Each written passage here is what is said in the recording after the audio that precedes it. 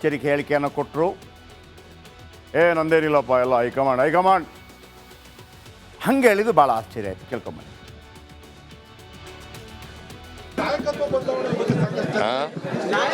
ಇಲ್ಲ ಹೈಕಮಾಂಡ್ ಇಲ್ಲ ಹೈಕಮಾಂಡ್ ಇಲ್ಲ ಹೈಕಮಾಂಡ್. ಈಗ ಈ ಹಿಂದೆ ಡಿ ಕೆ ಶಿವಕುಮಾರ್ ಒಂದು ಮಾತನ್ನು ಹೇಳಿದರು. ನೋಡ್ರಿ, ನನಗೆ ಯಾವ ಸ್ವಾಮೀಜಿಗಳು ಬೆಂಬಲ ಕೊಡಬೇಕಾಗಿಲ್ಲ, ಯಾವ ಶಾಸಕರು ಬೆಂಬಲ ಕೊಡಬೇಕಾಗಿಲ್ಲ. ನಾನು ಮಾಡಿದಂಥ ಕೂಲಿಗೆ ಏನೋ ಕೆಲಸಕ್ಕೆ ಕೂಲಿ ಎಲ್ಲಿ ಕೇಳಬೇಕು ಅಂತ ನನಗೆ ಗೊತ್ತಿದೆ ಅಂತ ಕೇಳಿದ್ರು. ಯಾಕೆ? ಆ ಕಥೆ ಹೇಳ್ತೀನಿ ಬನ್ನಿ. ಯಾಕೆ ಅಷ್ಟೊಂದು ಧೈರ್ಯ? ಇಷ್ಟೆಲ್ಲ ಸಿದ್ದರಾಮಯ್ಯ ಬಣದವರು ಇಷ್ಟೆಲ್ಲ ಡಿ ಕೆ ಕೊಡಬಾರ್ದು ಅಂತಿದ್ದಾರಲ್ಲ, ಆದರೂ ಕೂಡ ನನಗೆ ಯಾರು ಕೊಡಬೇಕು ನನಗೆ ಗೊತ್ತಿದೆ ಅಂತ ಡಿ ಕೆ ಹೇಳ್ತಾರಲ್ಲ. ಒಂದು ಕಥೆ ಹೇಳ್ತೀನಿ ಬನ್ನಿ. ನೀವು ಅಂದ್ಕೋಬೋದು ರಾಜ್ಯ ಕಾಂಗ್ರೆಸ್ನಲ್ಲಿ ಡಿ ಕೆ ಶಿವಕುಮಾರ್ ಏಕಾಂಗಿ ಅಂತೇಳಿ. ಆದರೆ Sonia Gandhi D K she ಪರವಾಗಿ ಬಲವಾಗಿ ನಿಂತಿದ್ದಾರೆ, ನೆನಪಿರಲಿ. ಸೋನಿಯಾ ಗಾಂಧಿ AICC ಅಧ್ಯಕ್ಷ ಮಲ್ಲಿಕಾರ್ಜುನ ಖರ್ಗೆಗಿಂತಲೂ ಪ್ರಭಾವಶಾಲಿ, ನಿಮಗೂ ಗೊತ್ತಿದೆ, ಎಲ್ರಿಗೂ ಗೊತ್ತಿದೆ. ಆ ಆತ್ಮವಿಶ್ವಾಸದಲ್ಲಿದ್ದಾರೆ ಡಿ ಕೆ ಶಿವಕುಮಾರ್. ನೀವು ಏನೇ ಮಾತಾಡಿ ನನಗೆ ಸಿಗತ್ತೆ. DCMಗೆ ಹೈಕಮಾಂಡ್ ಶ್ರೀರಕ್ಷೆಯೊಂದೇ, ವಿಶೇಷವಾಗಿ ಸೋನಿಯಾ ಗಾಂಧಿ ಶ್ರೀರಕ್ಷೆಯೊಂದೇ ಬಲ. ಖರ್ಗೆಗಿಂತ ಮೇಲಿನವರು ಡಿ ಕೆ ಶಿಗೆ ಬಲು ಆಪ್ತಾರೆ, ಅಂದರೆ ಸೋನಿಯಾ ಗಾಂಧಿ, ಬೇರೆ ಯಾರು ಅಲ್ಲ, ಅಧಿನಾಯಕಿ ಸೋನಿಯಾ ಗಾಂಧಿ. ಯಾಕೆ ಸೋನಿಯಾ ಗಾಂಧಿಗೆ ಡಿ ಕೆ ಶಿವಕುಮಾರ್ ಮೇಲೆ ಇಷ್ಟೊಂದು ಪ್ರೀತಿ, ಗೌರವ? ಅದು ಕೂಡ ತಿಹಾರ್ ಜೈಲಿಗೆ ಹೋಗಿ ಒಂದು ಅರ್ಧ ಗಂಟೆ ಕೂತು ಬಂದಿದ್ದರು. ಅದನ್ನು ಈಗಲೂ ಡಿ ಕೆ ಶಿವಕುಮಾರ್ ಹೇಳ್ತಾರೆ, ನೋಡಿ ಸೋನಿಯಾ ಗಾಂಧಿ ನನಗೆ ಬೇಕಾಗಿ ಜೈಲಿಗೆ ಬಂದಿದ್ದರು. ಈಗಲೂ ಒಂಥರ ಗದ್ಗದಿತರಾಗ್ತಾರೆ. ಯಾಕೆ ಅಂತ ಕೇಳ್ತೀನಿ. ಇದು ನಿಮ್ಗೆ ಗೊತ್ತಾಗೋದು ಒಂದು 8 ವರ್ಷದ ಹಿಂದೆ ಹೋಗ್ಬೇಕು ಈ ಕತೆಗೆ. ಯಾಕೆ ಸೋನಿಯಾ ಗಾಂಧಿಗೆ ಡಿ ಕೆ ಶಿವಕುಮಾರ್ ಮೇಲೆ ಇಷ್ಟೊಂದು ನಂಬಿಕೆ, ಮತ್ತು ಡಿ ಕೆ ಶಿವಕುಮಾರ್ಗೆ ಸೋನಿಯಾ ಗಾಂಧಿ ನನ್ನನ್ನು ಮುಖ್ಯಮಂತ್ರಿ ಮಾಡೇ ಮಾಡ್ತಾರೆ ಅಂತ ಯಾಕೆ ನಂಬಿಕೆ? ಬನ್ನಿ ವಿಷಯಕ್ಕೆ ಬರ್ತೀನಿ. 2017 ಆಗ ಕೇಂದ್ರದಲ್ಲಿ BJP ಗೌರ್ಮೆಂಟೇ ಇತ್ತು. ಸೋನಿಯಾ ಗಾಂಧಿ ಒಂದು ವಿಷಯದಲ್ಲಿ ಕಂಗಾಲಾಗಿದ್ದರು. ಯಾವ ವಿಚಾರ ಅಂತಂದರೆ, ಗುಜರಾತ್ನಲ್ಲಿ ರಾಜ್ಯಸಭಾ ಚುನಾವಣೆ ನಡೀತಾ ಇತ್ತು. ಅಲ್ಲಿ ಗೊತ್ತಲ್ಲ ನಿಮಗೆ, MLAಗಳು ಓಟ್ ಹಾಕಬೇಕು, ಹಿಂಗೆಲ್ಲ ಓಟ್ ಹಾಕಬೇಕು. ಆ ರಾಜ್ಯಸಭಾ ಚುನಾವಣೆಯಲ್ಲಿ ಸೋನಿಯಾ ಅವರ ಪರಮಾಪ್ತ ಅಹಮ್ಮದ್ ಪಟೇಲ್ ಅಖಾಡದಲ್ಲಿದ್ದರು. ನಿಮ್ಗೆ ಗೊತ್ತಿದೆ ಅಹಮ್ಮದ್ ಪಟೇಲ್ ಹೆಂಗೆ ಅಂತಂದರೆ, ಅಹಮ್ಮದ್ ಪಟೇಲ್ ಹೇಳಿದ ಒಂದೇ ಒಂದು ಗೆರೆಯನ್ನು ದಾಟ್ತಾ ಇರಲಿಲ್ಲ ಸೋನಿಯಾ ಗಾಂಧಿ. ಅಹಮ್ಮದ್ ಪಟೇಲ್ ಭರವಸೆ ಕೊಟ್ಟರೆ ಮುಗಿದೋಯ್ತು. ಆ ಥರ ಅಹಮ್ಮದ್ ಪಟೇಲ್ ಅವರನ್ನು ಹೇಗಾದರೂ ಮಾಡಿ ಗೆಲ್ಲಿಸಬೇಕು, ರಾಜ್ಯಸಭೆಗೆ ಮತ್ತೆ ಆಯ್ಕೆ ಮಾಡಬೇಕು ಅಂತೇಳಿ ಸೋನಿಯಾ ಗಾಂಧಿ. ಆದರೆ ಅಮಿತ್ ಶಾಗೆ ಒಂದು ಕೋಪ ಇತ್ತು ಅಹಮ್ಮದ್ ಪಟೇಲ್ ಮೇಲೆ. ಏನು, ಈ ಸಲ ಸೋಲಿಸಲೇಬೇಕು, ಅದಕ್ಕೇನಂತೆ. ಆದರೆ ಏನು ಹಠ, ಈ ಝೊರಾಬುದ್ದೀನ್ ನಕಲಿ ಎನ್ಕೌಂಟರ್ ಕೇಸ್ ಅಂತ ಒಂದು ಬಂದಿತ್ತು ನೋಡಿ. ಆಗ ಅಮಿತ್ ಶಾ ಗುಜರಾತ್ನ ಹೋಮ್ ಮಿನಿಸ್ಟರ್ ಆಗಿದ್ದರು. ಆ ಕೇಸಲ್ಲಿ ಏನಾಗ್ಬಿಡುತ್ತೆ, ಅಮಿತ್ ಶಾ ಅವರನ್ನು CBI ಅರೆಸ್ಟ್ ಮಾಡುತ್ತೆ. CBI ಅರೆಸ್ಟ್ ಮಾಡಿ ಅಮಿತ್ ಶಾ ಅವರನ್ನು ಒಂದು 2 ವರ್ಷಗಳ ಕಾಲ ಗಡೀಪಾರು ಮಾಡ್ತಾರೆ, ಗುಜರಾತ್ನಿಂದ ಎಲ್ಲಿಗೆ, ಡೆಲ್ಲಿಗೆ. ಈ ಅಹಮದ್ ಪಟೇಲ್ ಕೂಡ ಗುಜರಾತ್ನವರು. ಹಾಗಾಗಿ ಅಹಮದ್ ಪಟೇಲ್ ಹೇಳಿ ಮಾಡಿಸಿರೋದು ಅಂತೇಳಿ ಅಮಿತ್ ಶಾ ಅವರಿಗೆ. ಅಮಿತ್ ಶಾಗೆ ಏನಾಯಿತು ಅಂತಂದರೆ, ಸೋಲಿಸಲೇಬೇಕು. ಸೋನಿಯಾ ಗಾಂಧಿಗೆ ಅಹಮದ್ ಪಟೇಲನ್ನು ಗೆಲ್ಲಿಸಲೇಬೇಕು. ಆಗ ಏನಾಯಿತು ಅಂತಂದರೆ, ಈ ಅಮಿತ್ ಶಾ ಕಾಂಗ್ರೆಸ್ನ ಎಲ್ಲ MLAಗಳನ್ನು ಖರೀದಿ ಮಾಡೋಕ್ಕೆ ಶುರು ಮಾಡ್ತಾರೆ. ಎಲ್ಲಿ ಒನ್ಸ್ ಅಗೇನ್ ಗುಜರಾತ್ನಲ್ಲಿ. ಈ ಡಿ ಕೆ ಶಿವಕುಮಾರ್ಗೂ ಅಹಮದ್ ಪಟೇಲ್ ತುಂಬ ಆಪ್ತರಿರ್ತಾರೆ. ಸೋನಿಯಾ ಗಾಂಧಿ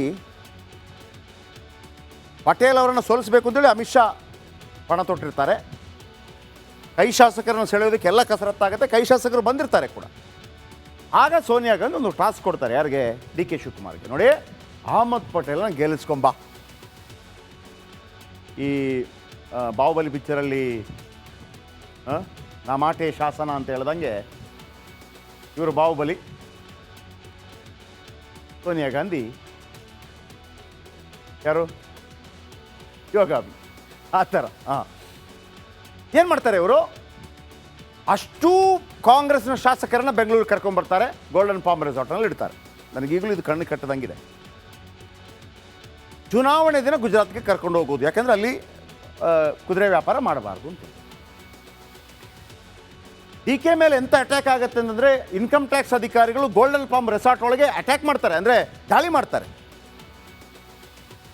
ಡಿ ಕೆ ಶಿವಕುಮಾರ್ ತನ್ನ ಕೈಯಲ್ಲಿದ್ದ ಒಂದು ಚೀಟಿಯನ್ನು ಹರಿದಾಕ್ತಾರೆ. IT raid ಆಗೋದಲ್ಲೇ. ಕೊನೆಗೂ ಶಾಸಕರೆಲ್ಲ ಹೋಗ್ತಾರೆ, ವೋಟಿಂಗ್ ಆಗುತ್ತೆ. ಅಲ್ಲೂ ಕೂಡ ಅಮಿತ್ ಶಾ ಕೈ ಮೇಲಾಗಿರುತ್ತೆ. ನೆನಪಿಟ್ಕೊಳ್ಳಿ ವೀಕ್ಷಕರೇ, ಅಮಿತ್ ಶಾ ಕೈ ಮೇಲಾಗಿರುತ್ತೆ. ಖರೀದಿ ಆಗಿರ್ತಾರೆ ಎಲ್ಲರೂ ಕೂಡ. ಆದರೆ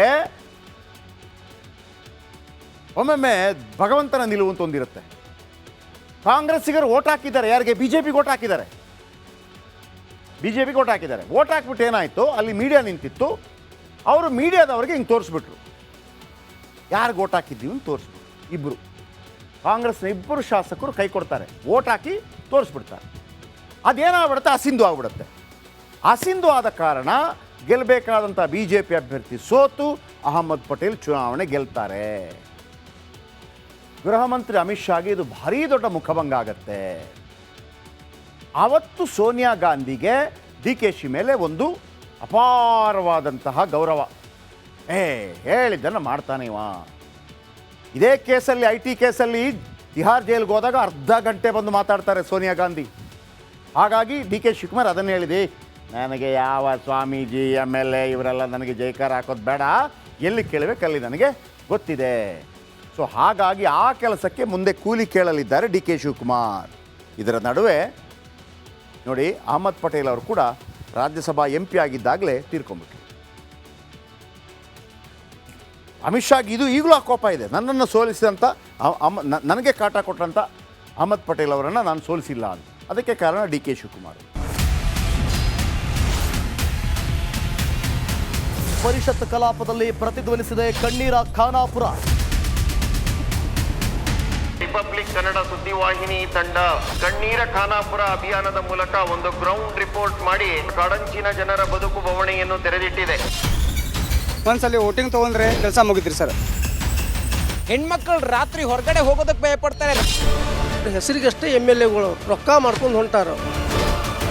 ಜನರನ್ನ ಈ ರೀತಿ ಸ್ಟ್ರಕ್ಚರ್ಗಳ ಮೂಲಕ ತೆಗೆದುಕೊಂಡು ಹೋಗ್ತಾರೆ ಅಂತ ಹೇಳಿದ್ರೆ ನಮಗೆ ನಾಚಿಕೆ ಆಗಬೇಕು. ಒಂದೊಂದು ಪರಿವಾರಕ್ಕೆ 15 ಲಕ್ಷ ರೂಪಾಯಿ ಕೊಡ್ತೇವೆ. ಶಿಫ್ಟ್ ಮಾಡುವಂಥದ್ದಕ್ಕೆ ಸರ್ಕಾರ ಅನುಮೋದನೆ ಕೊಡ್ತದೆ ಅನ್ನುವಂಥ ಭರವಸೆಯನ್ನು ಕೊಟ್ಟಿದ್ದೇನೆ.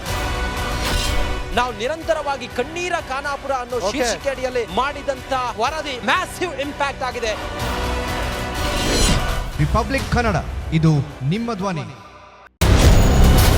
ಬಿಜೆಪಿ ಬಣ ಬಡಿದಾಟ, ಯತ್ನಾಳ್ ಮೊದಲ ಸಂದರ್ಶನ.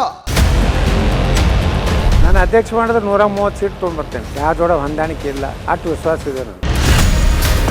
ವಕ್ಫ್ನಲ್ಲಿ ರೂಪಾಯಿ 150 ಕೋಟಿ bomb, Priyank Kharge first reaction. 150 ಕೋಟಿ ಅಂಬಿಷನ್ ಕೊಟ್ಟಿದ್ದು ನಾನು ತಗೊಳ್ಳೋದು ಇದ್ದವನು.